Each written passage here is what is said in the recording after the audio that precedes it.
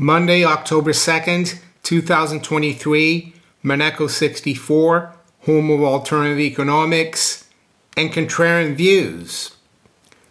We're going to look at the UK housing sector today. There's been some news from the Nationwide Building Society about UK house prices for the third quarter. It's not good. And unfortunately, I don't think it's going to improve. And we're going to look at some other things as well, like the bond market, like interest rates. I'm going to reference this book as well. There's an interesting passage here about what we've experienced in the last 15 years and what could happen in the future or could be happening now. Before I do, though, I like to make a couple of announcements. The first one is about the Dirty Man Safe. Some of you have already taken the opportunity to buy one. I have a promo code Monaco10. You get 10% off. And the Dirty Man Safe is a simple and easy way to protect your valuables. So check out the description of this video. Look into the Dirty Man Safe. Their website talks about how it works. And they've got a lot of material there. And yeah, that's the Dirty Man Safe here. Or you could use this QR code here on the screen to access their website. The other announcement I'd like to make is that Oliver Temple at Gold Investments, he wanted me to let you know that the 5% off sovereigns, that deal is still on for this week. All you need to do is use my promo code Monaco64 SOV or SOV to get 5% off sovereigns. I think it's a great bargain, and I've used it myself to get some sovereigns, gold sovereigns, of course. Yeah, and the details for that are also below in the description of the video. So before we go into the UK housing, I'm going to reference this book here, The Price of Time, The Real Story of Interest by Edward Chancellor. And I'm almost getting to the end of it. And as I've said before, I highly recommend you buy this book and read it. It's really important. And it pertains to what's going on now in the world, in the world of interest rates, bonds, and how important they are to our economy. So there's a part here on page 242. It's called The Curse of Negative Interest Rates and Rusting Money. So he goes on about after World War I, there's a lot of crazy ideas of how to get the economies going again.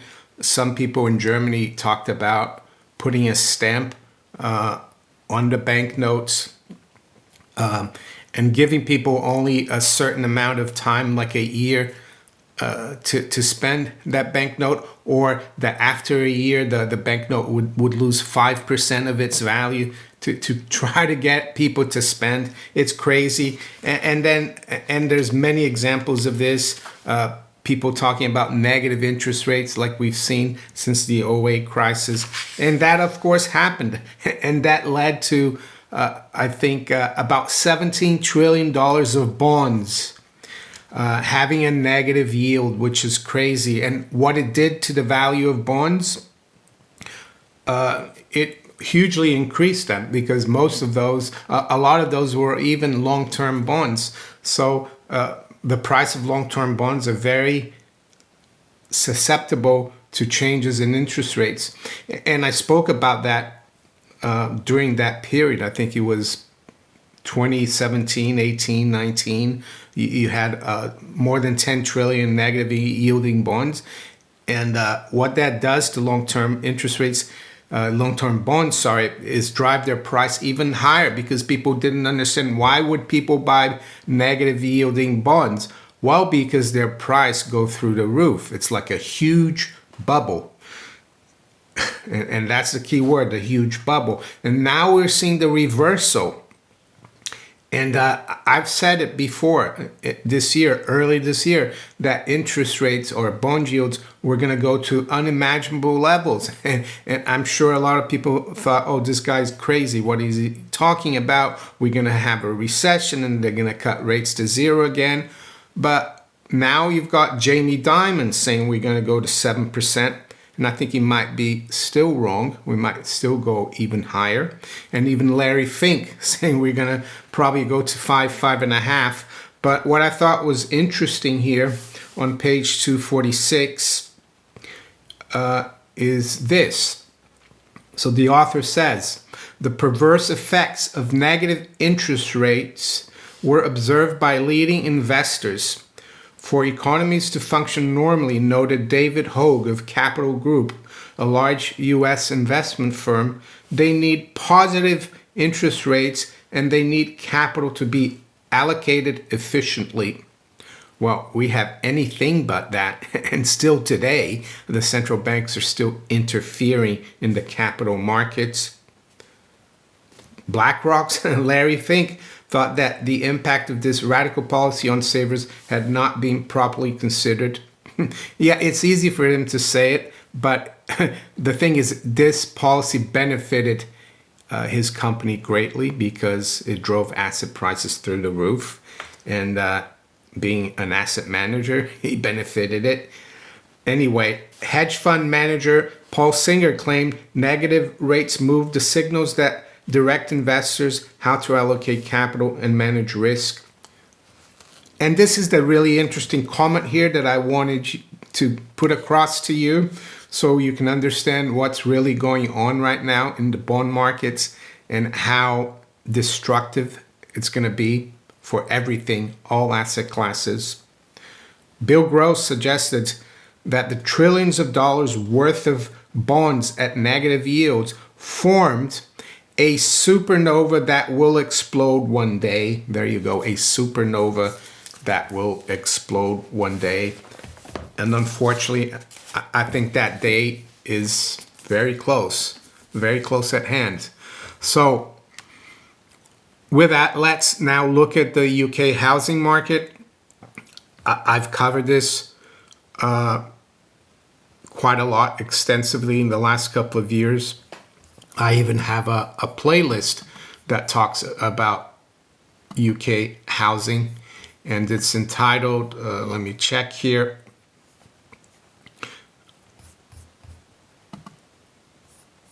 The Party is Over for UK House Prices. I've got like 10 videos about that. I'll probably add this one to it.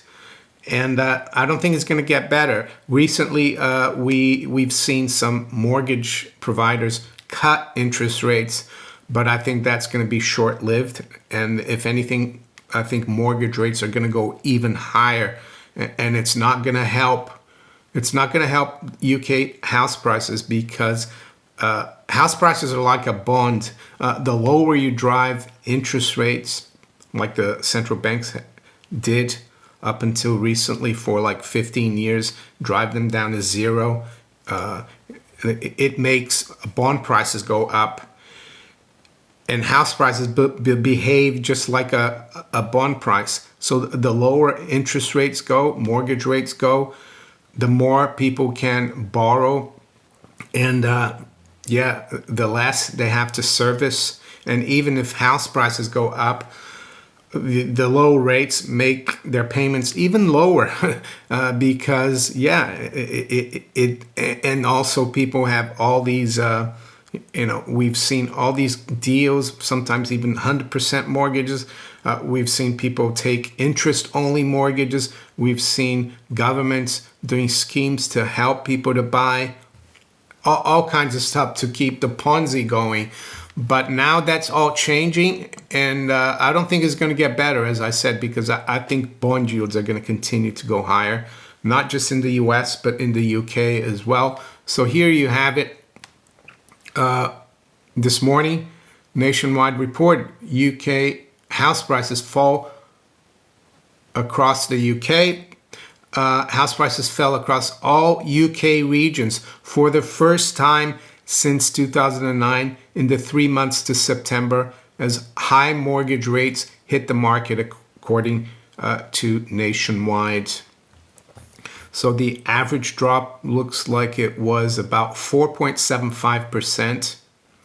The worst drops were in the Southwest, East Anglia, East Midlands, Yorkshire, and I think Humber, that's the H, outer Southeast, Wales, and interesting that London wasn't too bad. It dropped by about 3.75%. So there you go. I think, rates unfortunately are going to continue to go higher. Governments seem adamant to continue to spend and increase the size of government. And in this case now, they're finding the Ukraine as an excuse to spend. I saw a senator in the US saying he was puzzled. He said they want to spend $100 billion more, new $100 billion in the Ukraine. Here, our government is increasing its support for the Ukraine. That's going to cost, and it's going to get worse. And the problem is that governments have become too big. And I spoke about this the other day. They did a survey in 2022, a public survey, and people actually, they've never been as friendly towards bigger government, bigger regulation, more nationalization, more price controls here in the UK than ever. So the public is clamoring for socialism, and I'm not saying the current government or, in the last 13 years, they haven't done that either, because they have. They've done loads of spending. They've increased the debt a lot. But I think it could get even worse if a Labour government came into power. And I'm not, personally, I don't think it matters who's in power. It's all they're gonna keep spending and spending. And it's a little bit like the medical program that they had 2-3 years ago. I keep getting texts about getting that again. And I'm like thinking, how crazy can they be? Can't they see all the negative impacts of that program? And I'm not going to say what it is, of course. But the reason they do it is because they can't admit that there's a problem. So they have to keep pushing it as if nothing is wrong. And it's the same thing for the economy. They have to keep pushing the spending, the deficits, the debt running deficits, big government. They have to keep pushing it, because if they don't, they have to admit that our economies are a house of cards and everything will implode. But I think people are waking up to it. And my hope is that it does all implode, so we can get to a better system as quickly as possible for the sake of our children, grandchildren, and their children. We can't go on living at the expense of everyone else. That's what the state is, according to Frederick Bastiat, right? That was his famous epitaph. He said, "The state," he declared, "is in perhaps his most memorable epigram." Sorry, I said epitaph. Epigram is that great fiction by which everyone tries to live at the expense of everyone else. And that's where we are right now. And we have to have a revolution. And I don't mean a violent and bloody one. I mean a revolution in thinking that we're the only ones who can help ourselves. We can't expect other people to support us, because they have to support themselves. It's totally unethical. And that's what I hope. So I'm going to stop right here. And we're going to look at the markets quickly this morning. So it's 8:30 a.m. London time. So yeah, gold and silver, the paper prices are still getting hammered, especially silver, of course. And I have to admit, the technical picture now doesn't look good for silver. We've broken below that triangle. I thought we were going to break above, and I've been wrong. And why? Well, because I think there's heavy manipulation. And you might say, well, why do you buy silver then if it's manipulated and they can keep the price down? Well, they can for a short period of time. It's like putting lipstick on a pig. Eventually, people will realize that silver is precious and that it's worth having. And that's why I keep stacking. So right now, we've got gold at 1842.80. That's down just over $5. The low has been 1839, so we're off the lows, and the high has been 1856. Silver is down 32 cents or 1.5% at 21.85. It's been as low as 21.66 and as high as 22.24. So of course the stock market is being goosed up overnight. I'm sure the PPT or the plunge protection team, they're heavily involved, not just in gold and silver, but goosing up the stock market with this, the news that they're going to keep the government open. They're going to keep spending billions more in wars that only help really their crony, the American oligarchs, the military, industrial, and even, pharmaceutical oligarchs complex.